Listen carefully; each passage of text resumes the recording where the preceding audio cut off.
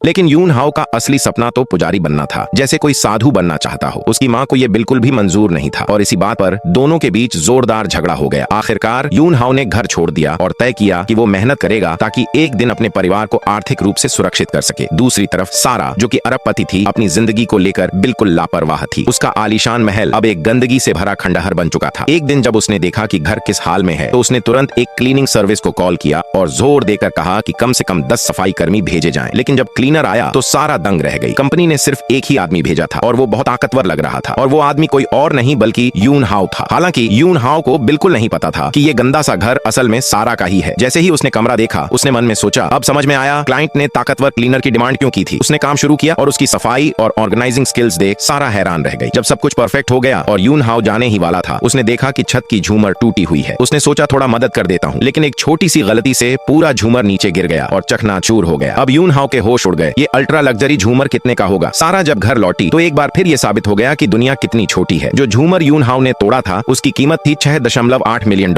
यून हाओ ने कहा, मैं आपके अंडर काम करके ये पैसे चुका दूंगा। लेकिन सारा ने तुरंत मना कर दिया और बोली, अगर पैसे चुकाने हैं तो सीधा दे दो। लेकिन यून हाओ जिद पर अड़ा रहा, मैं हर दिन आकर घर साफ करूंगा जब तक ये कर्ज उतर नहीं जाता। सारा को एक लड़के को हाउसकीपर रखने पर थोड़ा शक हुआ, लेकिन तब यून हाओ ने कैजुअली कह दिया, मैं तो पुजारी बनने वाला हूँ, मुझे लड़कियों में कोई दिलचस्पी नहीं है। ये सुनकर सारा ने सोचा, अब तो घर भी साफ हो गया है और मेरी बिजी लाइफस्टाइल में एक हेल्पर तो जरूरी है, और उसने हामी भर दी। अगले दिन दोनों साथ में सुपरमार्केट गए घर का सामान लेने, लेकिन उन्हें देखकर कोई नहीं कह सकता था कि ये बॉस और हाउसकीपर हैं। वो एक कपल जैसे लग रहे थे। तभी रास्ते में यून हाओ को उसका एक पुराना सहकर्मी मिल गया। सारा अब नोटिस करने लगी थी कि इस बंदे ने जिंदगी में कितने अलग अलग काम किए हैं, क्योंकि हर जगह कोई न कोई उसे पहचान ही लेता। हमेशा शांत रहने वाली सारा अब थोड़ी जिज्ञासु हो चली थी। उसी दिन एक और हाई लेवल बिजनेस मीटिंग थी। कुछ पुराने शेयर होल्डर फिर से वही पुरानी बातें करने लगे। औरतें बस दिखने के लिए होती हैं, लीडरशिप उनके बस की बात नहीं। सारा ने खुद को शांत रखने की बहुत कोशिश की, लेकिन जब उन्होंने उसे सिर्फ इसलिए ड्रिंक्स परोसने से भी मना कर दिया क्योंकि वो एक औरत है, तो उसका दिल टूट गया और वो मीटिंग छोड़कर निकल गई। शायद उन शेयर होल्डरों को ये याद नहीं था कि सारा का एक सौतेला भाई भी है, जू जियू। हालांकि दोनों में अक्सर टकराव होता रहता था, लेकिन जब बात सारा की बेइज्जती की आई तो जू जियू ने तुरंत एक्शन लिया। अगले दिन उसने सीधे उन शेयर होल्डर्स को वार्निंग दी, अगर तुम लोग इस कंपनी में काम करते रहना चाहते हो तो सारा की इज्जत करना सीखो, वरना बाहर का रास्ता दिखा दिया जाएगा। और इतना ही नहीं, उसी रात जू जियू एक और मीटिंग में घुस आया और सबके सामने फिर चेतावनी दी, अगर किसी ने सारा से गलत बर्ताव किया या उसे सिर्फ औरत समझकर ड्रिंक सर्व करने को कहा तो अंजाम ठीक नहीं होगा। ये कहकर वो अपने पुराने स्टाइल में वहां से चला गया। उसी रात जब सारा घर पहुंची तो इतनी थकी हुई थी कि मेकअप उतारने तक की हिम्मत नहीं बची थी, लेकिन उसका स्मार्ट और हैंडसम हाउसकीपर यून हाओ तुरंत हेल्प मोड में चला गया। तभी डोरबेल बजी। दरवाजे पर जू जियू खड़ा था। अपने भाई को देखकर सारा घबरा गई और तुरंत यून हाओ से बोली, कृपया छुप जाओ, अगर उसे पता चल गया कि मैंने एक लड़के को हाउसकीपर रखा है तो क्या होगा।